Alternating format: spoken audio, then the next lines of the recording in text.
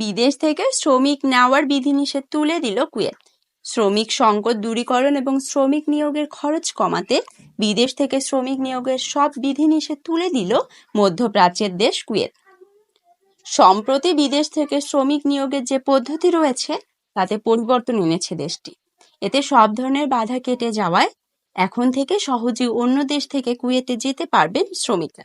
Gulf হাউসের এক প্রতিবেদন থেকে জানা গেছে, কুয়েতে শ্রম বিভাগের সর্বসম্মতিক্রমে আগের পদ্ধতি বাতিলের সিদ্ধান্ত নিয়েছে এবং চলতি বছরের 1 জুন থেকে নতুন এই নিয়ম কার্যকর হবে। আগের নিয়ম অনুযায়ী শ্রমিক নিয়োগদাতা প্রতিষ্ঠানগুলো বিদেশি শ্রমিক নিয়োগের ক্ষেত্রে কুয়েতে কর্মরত বা অবস্থানরত শ্রমিকদের মধ্যে থেকে নিয়োগ দিতে হতো। এছাড়া চাহিদার শুধু একটি নির্দিষ্ট অংশে নতুন বিদেশি শ্রমিক নেওয়া যেত। আগের এই নিয়মের কারণে দেশটিতে শ্রম ব্যয় অনেক বেড়ে গেছে, যার নেতিবাচক প্রভাব পড়েছে ভোক্তা পর্যায়েও। এমন পরিস্থিতিতে শ্রম ব্যয় এবং শ্রমিক সংকট কমাতে বিদেশ থেকে শ্রমিক নিয়োগের সব বিধিনিষেধ তুলে নেওয়ার উদ্যোগ নিয়েছে কুয়েত সরকার।